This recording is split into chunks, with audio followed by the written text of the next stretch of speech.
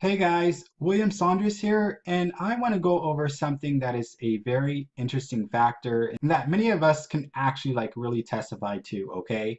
Including myself, all right? So we're going to talk about self-sabotaging blocks, the real cause to preventing life-changing opportunities. And this is really why you guys are not really playing on big levels when it comes to success, when it comes to business, when it comes to relationships. I mean, it's pretty much everything. All right. Okay. So for starters, let's get into the mentality here because I mean, it's really messed up and you guys got to get so situated. So for the first part, you guys are not able to identify life-changing opportunities. Okay. You don't know what it looks like if it was right in front of you. You guys can't see it even if you were using a magnifying glass, okay? The other factor is you guys don't know how to use it to the best of its advantage, all right? So you guys don't understand how it actually works. So let me break it down to the simplest form for you guys, okay? So a life-changing opportunity or a once-in-a-lifetime opportunity is pretty much anything that you can leverage that will propel your life in new directions, okay? So level up. Once again, this just doesn't have to be with finances. This can be with business, relationship, health, and pretty much everything. Okay? The real deal that can alter your life and propel it in a new direction. Okay? Now, the problem, once again, is that you guys don't know how it works. So I'm going to talk about four different factors to self-sabotaging. And it's one of the things that I've noticed even dealing with students, many clients, and also business partners and everything from that gate, okay? And I wonder why some projects and ventures were very successful while others weren't, or why some students can come in and have a life-altering experience and why other students weren't, okay? So I looked a little bit deeper into students when we came on a more personal private level, and this is what it really came down to, okay? So the first part is once you guys do get a life-changing opportunity, you don't take no action before it even gets off the ground. So that's why you guys are not meeting over to the other side and having great results. The second way is that you guys take action with no belief. The third scenario is that you guys take action but are in disbelief. And finally, you've actually taken action and you just basically have to claim the reward or prize. But that's not just the end of it, okay? Because you guys got to understand that there is going to be different circumstances and levels when it comes to claiming your reward, all right? Now I'll get a little bit more into that. So let's start with a very simple scenario, and it's one of the favorite ones that I actually like to use. Let's talk about a lottery ticket for a jackpot, okay? So everyone essentially knows or have an idea what a lottery ticket is, and they know that they can purchase it, and the jackpot prize would be a large amount of money, okay? So we can all agree that that would be life-changing, all right? So with that same scenario, the first person never purchased a ticket to begin with. So took no action purchasing a ticket. And that's why they did not get that life-changing reward from that life-changing opportunity, okay? The second one, purchase a ticket, but never check for winning numbers because they would never believe in a million years that they would actually win. So imagine this, they purchased it, won, but never checked for winning numbers. So how could they reap the massive reward of that life-changing opportunity? Okay. The third would have purchased a ticket, then checked, but they're in disbelief. Now, when you have disbelief, this is the cousin to doubt, and that also is the relations to fear, okay? So now what goes on is you're going to essentially have to either convince yourself to claim your ticket or convince yourself why you shouldn't claim your ticket.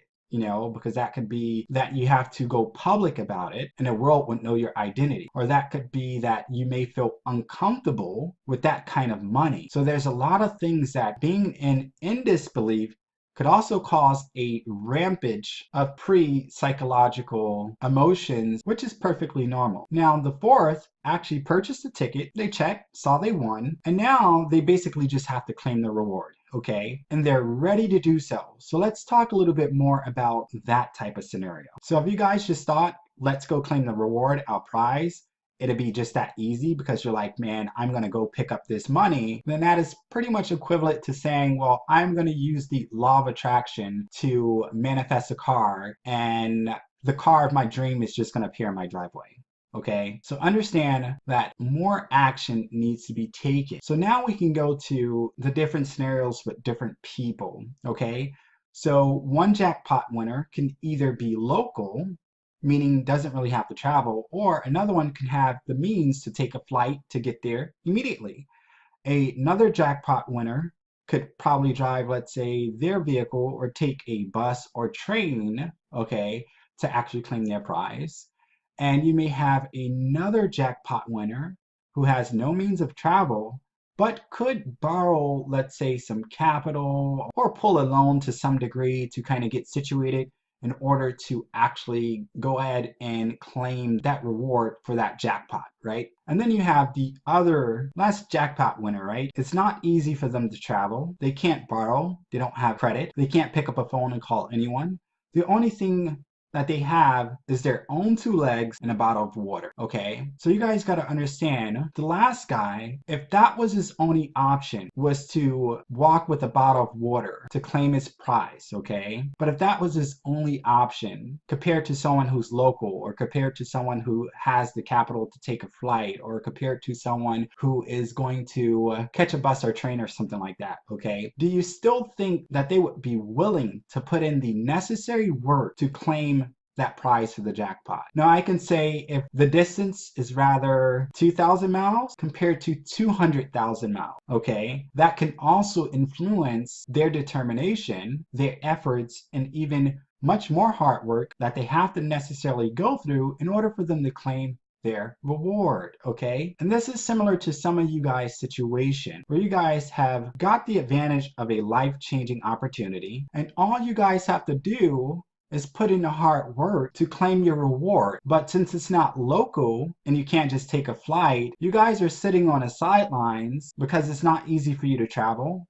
You can't borrow, and all you have is your two legs with a bottle of water and a ton of excuses. So this is the easiest way that I can show you guys about how not taking action and how much action you need to take in order to be worthy of a life-changing opportunity. And this is the same why they say if it was easy, then everybody would do it. And this is exactly what it means. If everybody was in position to just take a flight or travel local, then everybody would do it. But unfortunately, a lot of people are not situated like that, especially when it comes to their finances. So if most can't drive, bus, or train, then a lot can go with borrowing, whether it's from a friend or even credit. But let's talk about the majority who can't borrow, who don't have credit because of whatever reasons. Those are the guys that have to put in the most work. And those are the guys that essentially need to sacrifice the most. And those are the guys that have to really stay up sleepless nights. Okay, so I want to tell you guys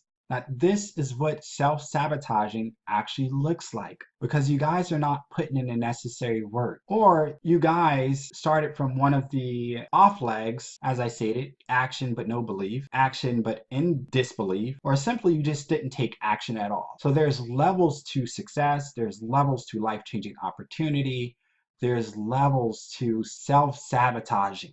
All right, but I want you guys to know that there is no excuse in the world except for the excuses that you validate for your own action for not going harder, because you know that you can get more done. All right, so I hope that you guys have a very good understanding behind the psychology of self-sabotaging, and I want you guys to know how to identify opportunities and how to get them to work for you, and how to work them, and how to use them, and how to leverage them to its highest ability so that your life can be propelled.